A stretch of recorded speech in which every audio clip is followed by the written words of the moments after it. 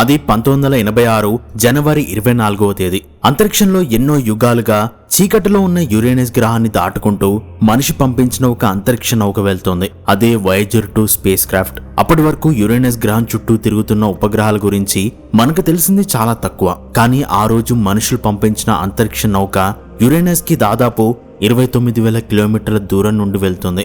అక్కడ వెలుతురు చాలా తక్కువగా ఉంది. అయినా సరే కెమెరాలు లాంగ్ ఎక్స్పోజర్ తో ఫోటోలు తీస్తున్నాయి. నాసా జెట్ ప్రొపల్షన్ ల్యాబొరేటరీలో సైంటిస్టులు అందరూ ఉత్కంఠతో కంప్యూటర్ స్క్రీన్ ముందు చూస్తున్నారు. అప్పుడు వచ్చాయి కొన్ని ఫోటోలు. ఆ ఫోటోలు చూసి సైంటిస్టుల కళ్ళల్లో నీళ్లు తిరిగాయి. ఆ దృశ్యాన్ని చూస్తూ షాక్ అయిపోయారు. ఎందుకంటే వాళ్ళు ఊహించింది వేరు, అక్కడ వాళ్ళకి కనిపించింది వేరు. వాళ్ళకి కనిపించింది ఒక వింత ఆకారంతో ఉన్న చంద్రుడు. దాన్ని ఫ్రాంకెన్స్టీన్ మూన్ అని పిలుస్తారు. ఎందుకంటే రీసెంట్ గా నెట్ఫ్లిక్స్ లో ఫ్రాంకెన్స్టీన్ అనే మూవీ వచ్చింది. చాలా మంది చూసే ఉంటారు. ఆ మూవీలో ఒక మనసు లేని సైంటిస్ట్ చనిపోయిన డెడ్ బాడీస్ ని తీసుకొచ్చి వాటి శరీర భాగాలను కట్ చేసి ఒక కొత్త మనిషిని తయారు చేస్తాడు. అది బ్రతికిందా లేదా అనేది మూవీ చూడని వాళ్ళు చూడాలి. సో ఎగ్జాక్ట్లీ ఆ సినిమాలో ఉన్నట్టుగానే ఈ యురేనస్ చంద్రుడు కూడా గ్రహాల ముక్కలన్నీ తీసుకొచ్చి అతికించినట్టుగా ఉంటుంది. అందుకే దీన్ని ఫ్రాంకెన్స్టీన్ మూన్ అని పిలుస్తారు. కానీ దీని అసలు పేరు మిరాండా. యురేనస్ కి 5 ఉపగ్రహాలున్నాయి. అందులో అతి చిన్నది ఈ మిరాండా ఉపగ్రహం. అండ్ ఇంకొక ఇంట్రెస్టింగ్ విషయం ఏంటంటే మన సోలార్ సిస్టమ్ మొత్తంలో అత్యంత వింతైన మూన్ ఏదైనా ఉంది అంటే అది ఇదే. ఈ మూన్ ని చూస్తే ఎవరికైనా ఒక్క క్షణం మైండ్ బ్లాక్ అవ్వాల్సిందే. ఎందుకంటే మనం అక్కడికి వెళ్తే అసలైన ఏలియన్ గ్రహం ఎలా ఉంటుందో అలాంటి ఎక్స్పీరియన్స్ వస్తుంది. ఈ మాట ఎందుకు చెప్తున్నానో వీడియోలో దాని గురించి వింటుంటే మీకే తెలుస్తుంది. అసలు ఆ మూన్ సర్ఫేస్ ఎందుకలా ముక్కలై అతికించినట్లుంది, దీని వెనుక ఉన్న ఆ బలమైన కారణాలు ఏంటి, ఈరోజు ఈ వీడియోలో దాని గురించి పూర్తిగా తెలుసుకుందాం. 1948 ఫిబ్రవరి 16 కైపర్ అనే ఒక ఖగోళ శాస్త్రవేత్త టెక్సాస్ లో ఉన్న మెక్డొనాల్డ్ అబ్జర్వేటరీలో కేవలం 2 మీటర్ల టెలిస్కోప్ తో ప్రతిరోజు ఆకాశాన్ని చూసేవాడు. ఆ రోజుల్లో అంతరిక్షం అంటే అదొక వింత ప్రదేశం. మన ప్రపంచానికి బయట ఉన్న ఇంకొక ప్రపంచం అది. అక్కడ ఏం కనపడ్డా సరే అదొక వింత. ఎందుకంటే అది మన ప్రపంచంలోది కాదు కదా, మనం ఎప్పుడూ చూడనిది కదా. అందుకే అంతరిక్షంలో ఏం కనపడినా సరే చాలా ఆతృతగా చూసేవాడు. అలా చూస్తున్నప్పుడే అతనికి యురేనస్ చుట్టూ తిరుగుతున్న ఒక చిన్న చుక్క కనిపించింది. అదే మిరాండా. అయితే యురేనస్ కి చుట్టూ తిరుగుతున్న ఉపగ్రహాలకి ఒక స్పెషాలిటీ ఉంది. పూర్వకాలంలో ఆకాశంలో కనిపించే ప్రతి వస్తువుకు గ్రీకు పురాణాల్లో కానీ రోమన్ దేవుళ్ల పేర్లు కానీ పెట్టేవాళ్ళు. అఫ్కోర్స్ గ్రహాలకు మన పురాణాల నుండి కూడా పేర్లు పెట్టుకున్నాం. కానీ చాలా వరకు గ్రీకుల కాలంలో సైన్స్ కి ఎక్కువ ఇంపార్టెన్స్ ఉండేది. వాళ్ళు ఆకాశంలో కనిపించిన గ్రహాలకు వాళ్ళ పురాణాల దేవుళ్ల పేర్లు పెట్టుకున్నారు. ఇప్పుడు మనం చెప్పుకుంటున్న మార్స్, మెర్క్యూరీ, వీనస్, జూపిటర్ ఇవన్నీ రోమన్ పేర్లు. దీనికి గ్రీక్ పేర్లు కూడా ఉన్నాయి. రోమన్ సామ్రాజ్యం అంతరించిపోయినా సరే వాళ్ళ లాటిన్ భాష అనేది యూరోప్ లో చాలా కాలం వాడుకలో ఉండేది. అండ్ లాటిన్ అనేది లాంగ్వేజ్ ఆఫ్ సైన్స్ గా చెప్పుకునేవాళ్ళు. ఆ తర్వాత యూరోప్ లో ఒక కొత్త మతం పుట్టుకురావడం, దాంతో ప్రపంచాన్ని, సమాజాన్ని ప్రశ్నించే హక్కు కోల్పోవడం జరిగిపోయాయి. ఆ చీకటి యుగం నుండి బయటపడేసిన కోపర్నికస్, గెలీలియో, కెప్లర్ లాంటి వాళ్ళు యూరోప్ లో ఉన్న చర్చి వ్యవస్థకు వ్యతిరేకంగా ఆకాశాన్ని చూడడం మొదలుపెట్టారు. భూమి కాకుండా ఇంకా గ్రహాలు ఉంటాయి అని తెలుసుకున్నారు. పుస్తకాల ద్వారా సమాజానికి చెప్పడానికి ట్రై చేశారు. అప్పటి నుండి రోమన్లు, గ్రీకులు వాడిన గ్రహాల పేర్లనే రిఫరెన్స్ గా తీసుకుని వాడడం మొదలుపెట్టారు. అలా గ్రీకు దేవుళ్ల పేర్లను ప్రతి ఖగోళ వస్తువుకు పెట్టడం జరిగింది. అంత మాత్రాన ఆ దేవుళ్ళు నిజమని కాదు. ఆ విషయం గ్రీకులకు, రోమన్లకు కూడా తెలుసు. అయినా సరే పురాణాల్లో ఉన్న దేవుళ్ల పేర్లు ఎందుకు పెడతారంటే ఒకప్పుడు వాళ్ళకి సినిమాలు, వీడియోలు లేవు కాబట్టి వాళ్ళకున్నది కేవలం నాటకాలు, రచనలు, పోయిట్రీ, అందమైన కథలు. అవి అబద్ధమని తెలిసినా అలాంటి కథలను ఊహించుకొని ఒక కొత్త లోకంలోకి వెళ్లిపోయేవారు. అందుకే గ్రీకు పురాణాలను అందమైన కథలుగా భావించి అందులో ఉన్న పాత్రలు ఏ గ్రహానికి సరిపోతాయో వాటికి ఆ పేర్లు పెట్టేవాళ్ళు. అండ్ 1781 వరకు యురేనస్ గురించి ఎవరికీ తెలియదు. 1781లో టెలిస్కోప్ తో కనుక్కున్న మొదటి గ్రహం యురేనస్ కి గ్రీకుల ఆకాశ దేవుడైన యురేనస్ అని పేరు పెట్టారు. ఇప్పుడున్న మిగతా గ్రహాల పేర్లన్నీ రోమన్ సంస్కృతి పేర్లే. అండ్ మన ఇండియన్ ఆస్ట్రాలజీలో కూడా రాహు, కేతువుతో కలిపి శనిగ్రహం వరకు మాత్రమే నవగ్రహాలుగా ఉంటుంది తప్ప యురేనస్ గురించి ఎక్కడా ఉండదు.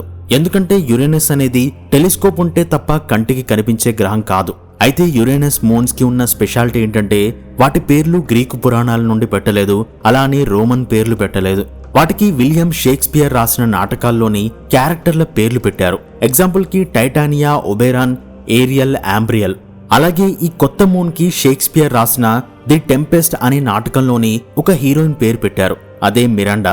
ఆ నాటకంలో మిరాండా అంటే ప్రపంచం అంటే ఏంటో తెలియని ఒక అమాయకపు అందమైన అమ్మాయి. తండ్రితో దేశం నుండి వెలియబడి ఎక్కడో ఒక దీవిలో తండ్రితో ఒంటరిగా పెరిగే క్యారెక్టర్. అండ్ మిరాండా మూన్ కూడా తన తండ్రిలా కనిపించే యురేనస్ కి చాలా దగ్గరగా దాని నీడలో ఆర్బిట్ చేస్తున్నట్టు చాలా చిన్నగా కనిపిస్తుంది. అండ్ అది కూడా మన చంద్రుడిలాగే ఒకవైపే దాని ముఖాన్ని చూపిస్తూ కదులుతుంది. అందుకే దానికి ఆ క్యారెక్టర్ పేరు పెట్టారు. కానీ దానికున్న రూపంతో దానికి ఫ్రాంకెన్స్టైన్ అనే పేరు కూడా వచ్చింది. అయితే అసలు ఈ మిరాండా లోపల ఏముంది, అది ఎందుకు ఇలా కనిపిస్తుంది? యురేనస్ కి ఉన్న 5 మూన్స్ కూడా మంచుతో కప్పబడి ఉంటాయి. కానీ మిరాండా చాలా డిఫరెంట్. మిరాండాలో మేజర్ గా వాటర్, ఐస్, సిలికేట్స్ మరియు కార్బోనేట్స్ ఉన్నాయి. అంటే దాంట్లో రాళ్లు సపరేట్ గా, మంచు సపరేట్ గా లేవు, అన్ని కలిసిపోయి ఉన్నాయి. అందుకే దాని సర్ఫేస్ అనేది చాలా బ్రైట్ గా వెలుగుతూ కనిపిస్తుంది. కానీ ఈ గ్రహం చూడ్డానికి ముక్కలు ముక్కలుగా అవన్నీ అతికిచ్చినట్టుగా ఉంటుంది. అలా ఉండడానికి అసలు కారణం ఏంటి, దానికి ఇలాంటి సర్ఫేస్ ఎందుకు వచ్చింది అని శాస్త్రవేత్తలు ఎన్నో మోడల్స్ ని ట్రై చేశారు. అప్పుడు వాళ్ళకు అర్థమైన ఒక థియరీ ఏంటంటే ది కాస్మిక్ కొలిజన్ థియరీ. అంటే సోలార్ సిస్టమ్ పుట్టిన కొత్తలో గ్రహాలు, ఆస్ట్రాయిడ్స్ ఒకదానితో ఒకటి గుద్దుకునేవి. సో సైంటిస్టులు ఫస్ట్ ఏమనుకున్నారంటే ఈ మూన్ ఒకప్పుడు అన్ని మూన్స్ లాగానే నార్మల్ గా ఉన్నప్పుడు ఏదైనా ఒక పెద్ద ఆస్ట్రాయిడ్ వచ్చి దాన్ని ఢీ కొట్టినప్పుడు అది ముక్కలైపోయి స్పేస్ లో తిరుగుతుండగా అప్పుడు యురేనస్ గ్రావిటీ వల్ల మళ్ళీ ఆ ముక్కలన్నీ కలిసిపోయి ఇప్పుడున్న ఉపగ్రహంలా మారింది అని అనుకున్నారు. ఈ థియరీ వినడానికి చాలా బాగుంది. కానీ ప్రకృతి ఇక్కడే ఒక పెద్ద ట్విస్ట్ ఇచ్చింది. కాస్మిక్ కొలిజన్ థియరీ బాగానే ఉంది, కానీ వాయేజర్ 2 తీసిన ఫోటోలలో కొన్ని స్పెషల్ స్ట్రక్చర్స్ కనిపించాయి.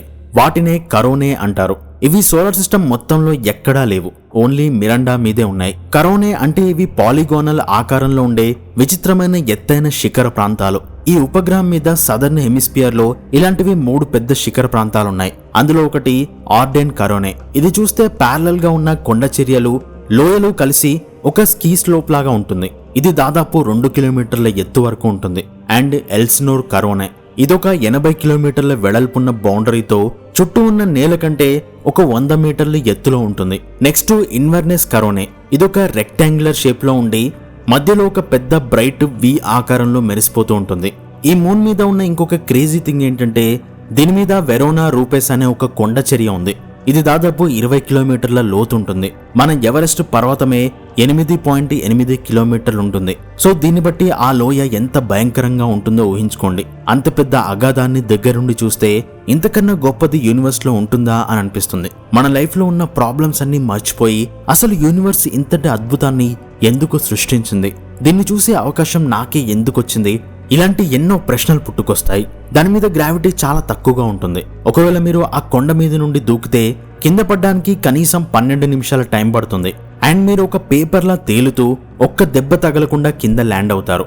అయితే వాయేజర్ 2 వెళ్లిన టైంలో మిరాండా యొక్క నార్థన్ హెమిస్పియర్ అంటే ఆ మూన్ యొక్క పైభాగం అనేది చీకటిలో ఉంది.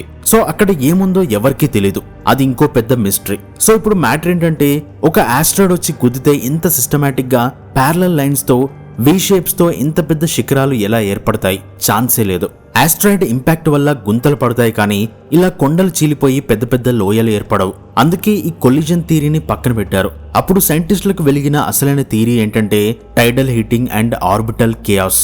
మిరాండా ప్రజెంట్ టెంపరేచర్ ఎంతో తెలుసా? -212 డిగ్రీ సెంటిగ్రేడ్. ఇక్కడ అంతా డీప్ ఫ్రీజ్ లో ఉంటుంది. ఇంత చలిలో కూడా లోపలున్న ఐస్ కరిగి పైకి ఉబ్బుకుతూ వచ్చి ఇలాంటి టెక్టానిక్ యాక్టివిటీ జరుగుతుంది. అండ్ ఇది ఎలా పాసిబుల్ అవుతుందంటే యురేనస్ కి ఉన్న మిగతా మూన్స్ అనేవి ఎలాంటి వంపు లేకుండా తిరుగుతుంటే మిరాండా మాత్రం 4.3 డిగ్రీలు టిల్ట్ అయి తిరుగుతుంది. 100 కోట్ల సంవత్సరాల క్రితం మిరాండా యురేనస్ చుట్టూ ఒక కోడిగుడ్డు ఆకారంలో తిరుగుతూ ఉండేది. అలా తిరిగితే ఏం జరుగుతుంది?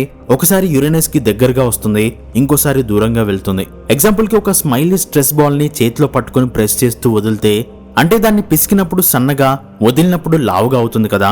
మిరాండా కూడా 100 కోట్ల సంవత్సరాల క్రితం అదే పొజిషన్ లో ఉంది. అందుకే మిరాండా లోపల ఉన్న ఐస్ రాక్స్ అనేవి ఒకదాంతో ఒకటి గుద్దుకొని హీట్ జనరేట్ అయింది. దానివల్ల ఐస్ కరిగి పైకి లావాలా పొంగిపోయింది. దీనివల్లనే ఇలాంటి పెద్ద పెద్ద లోయలు, కొండ ప్రాంతాలు, శిఖరాలు ఏర్పడ్డాయి. అయితే ఇంత అద్భుతమైన చంద్రుణ్ణి నాసా ఇన్ని రోజులు ఎందుకు పట్టించుకోలేదు?